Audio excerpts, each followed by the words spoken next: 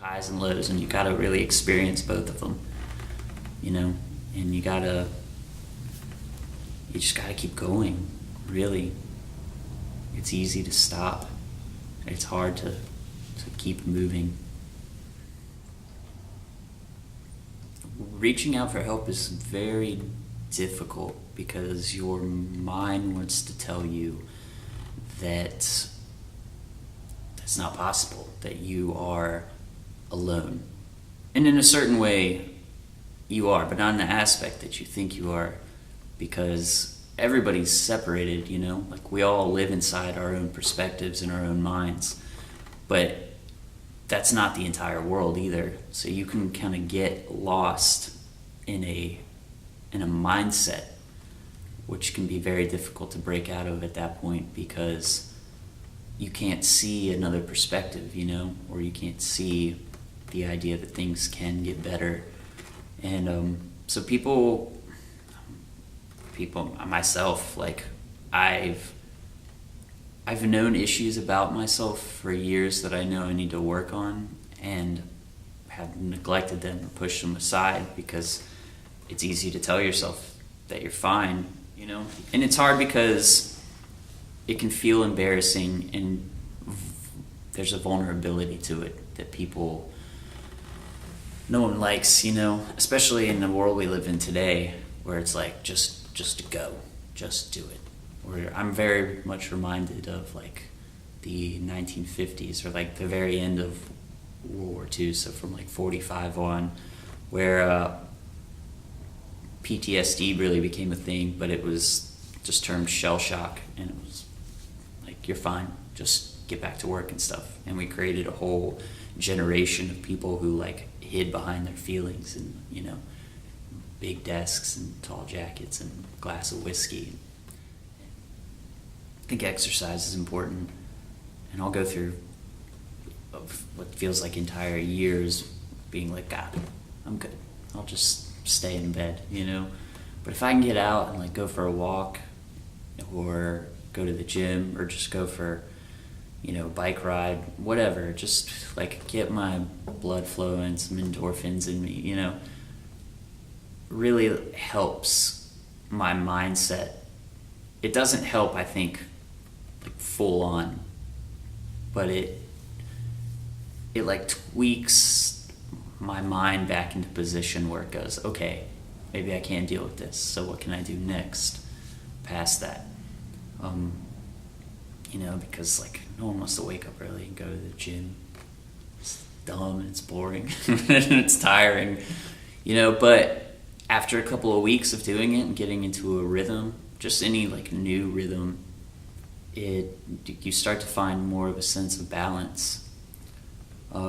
Past that, writing, if I let anything well up inside me too long, it will end up on a piece of paper somewhere in my room, somewhere probably on the floor. But just getting it out, you know, hanging out with people. I'm definitely an introvert, very much so. I like to sit at home and read.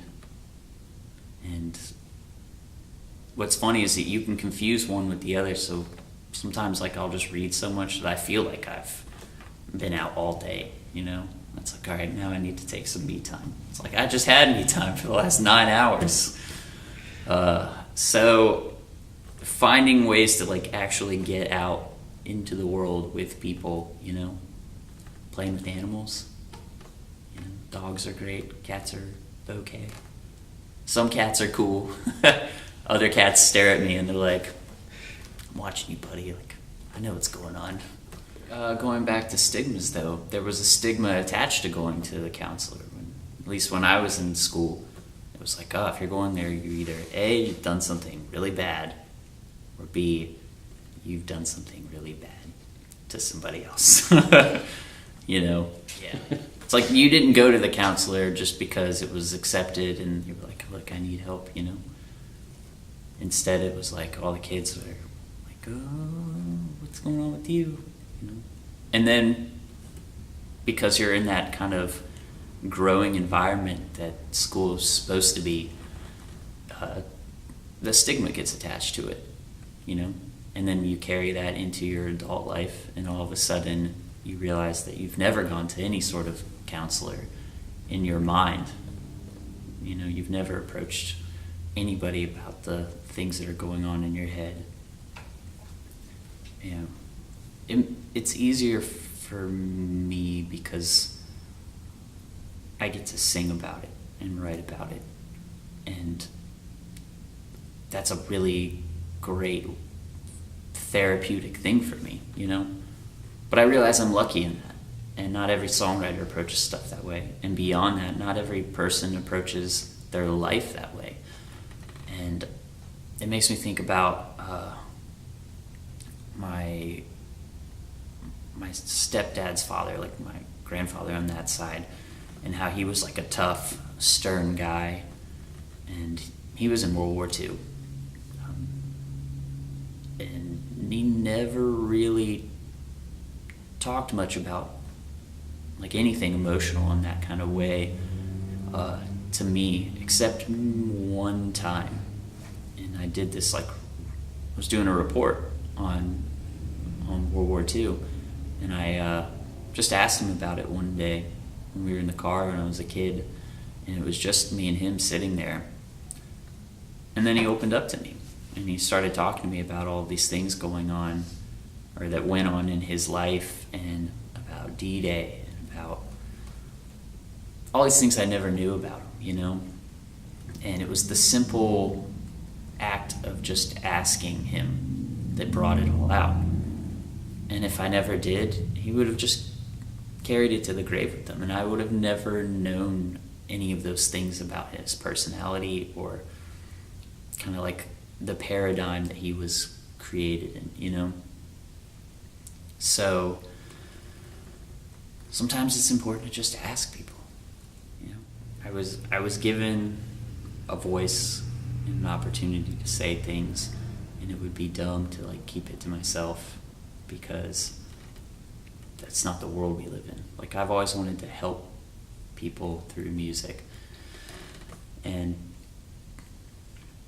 we were talking about this earlier before the camera was rolling, but sometimes you gotta like learn to help yourself first before you can kind of take the next step in your life, you know? You really gotta face and confront your fears, and that's something that I've been doing lately. It's called Hannah, Do You Hear Me?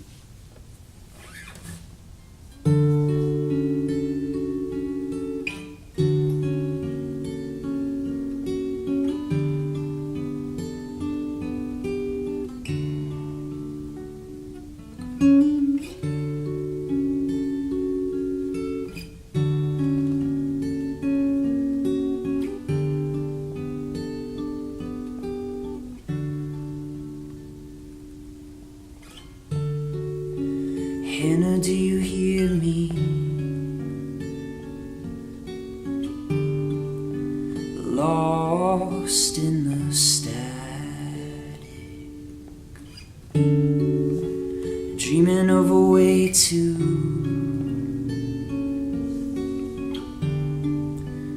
lift ourselves out of it, lying in the green grass.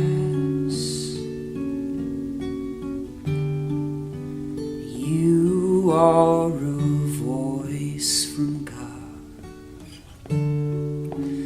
I'm just a young man, but you are his speaker box, I suppose.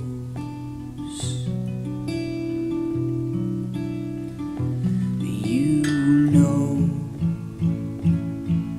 a mile marker from forever home.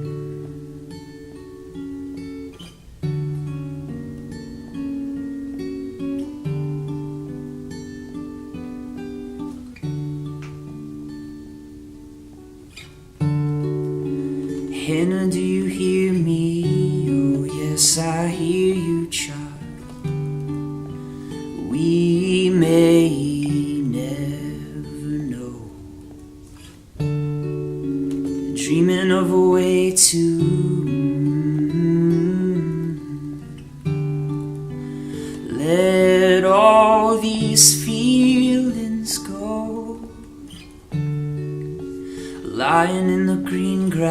yes, oh yes, I hear you, child. You are a voice from God. I'm just a young man,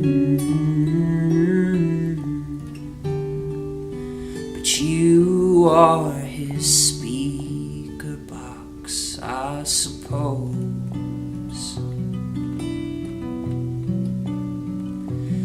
You know a mile marker from forever home.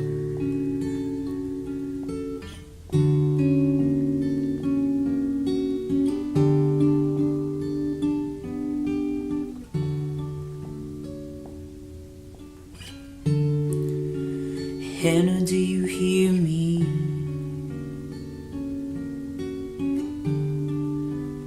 Lost in the static. Hannah, do you hear me?